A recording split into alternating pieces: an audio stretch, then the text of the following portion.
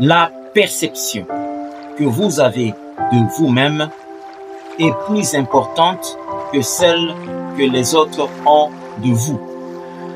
Vous ne m'avez pas compris. Restez connectés. Regardez cette image.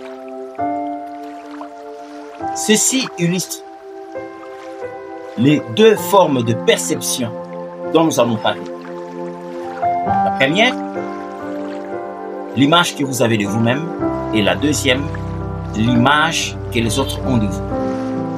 L'image que les autres ont de vous bouge, change. Ceci me fait penser à un pasteur très populaire, prêche bien d'ailleurs. À un certain moment, il a perdu sa femme. Et les langues ont commencé à être déliées. On commençait à dire que c'est un sorcier. Il avait sacrifié sa femme. Parce que c'était une mort inopinée. Mais le pasteur a pris la décision de se remarier. Là, on a crié encore, on a dit, regardez, nous le disions bien, il était vraiment méchant. Et il n'aimait pas sa femme. Voyez-vous?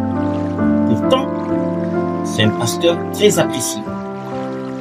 On peut vous applaudir aujourd'hui et demain on vous critique. Vous n'êtes pas responsable de ce qui se passe dans la tête des autres. Vous êtes seulement responsable des choses qui se passent dans votre propre tête. Quand vous regardez cette image, vous voyez ce jeune homme, la façon dont il se regarde lui-même dans son miroir. C'est exactement le contraire de la perception que les autres ont de lui. Ça peut être réel. Il est en train de connaître des situations difficiles.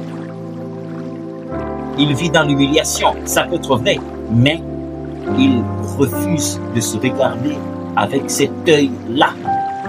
L'œil du perdant. L'œil fausse. Alors, en Job 2, au verset 9, nous voyons la femme de Job qui se lève et qui dit « Maudit Dieu et meurt ». Job qui regarde, il dit « Je suis responsable de mon miroir. Mon Rédempteur est vivant ». Job 19, 26. Il s'élèvera certainement le dernier. Vous voyez sa façon de voir? Il a pris la responsabilité de soigner son image. En 1 Samuel 17, nous voyons David. On le décourage. On dit que non, tu ne peux pas affronter Goliath. Tu n'as jamais été dans l'armée et que ce dernier était très formé dès son jeune âge. Et David dit au verset 37, « L'Éternel qui m'a délivré de la griffe du lion et de la patte de l'ours me délivrera aussi de la main de ce Philistin. » Voyez-vous, quand vous prenez Luc 8, 42, nous voyons cette femme, tellement qu'elle a souffert avec la perte de sang. On l'a même surnommée la femme à perte de sang. Mais qu'est-ce qu'elle s'est dit en elle-même? Si je puis seulement toucher le bord de son vêtement, je serai guéri.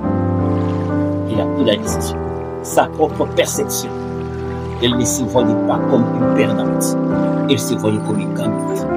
En Nombre 13, au verset 33, nous voyons les 10 espions qui se considéraient comme des sauterelles. Mais Josué et Caleb avaient un autre langage. Votre propre perception est des centaines de fois plus puissante que la perception extérieure, dont vous n'êtes même pas responsable. Comprenez bien.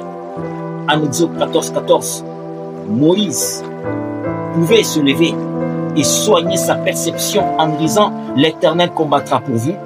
Tout ce que vous avez à faire, c'est rester calme et tranquille. » C'est ce même Moïse, à cause de la perception extérieure, en Deutéronome 4, au verset 21, pouvait se lever et dire « C'est à cause de vous que moi, Moïse, je ne sais pas fouler mes pieds dans la terre promise. » Quelle tristesse!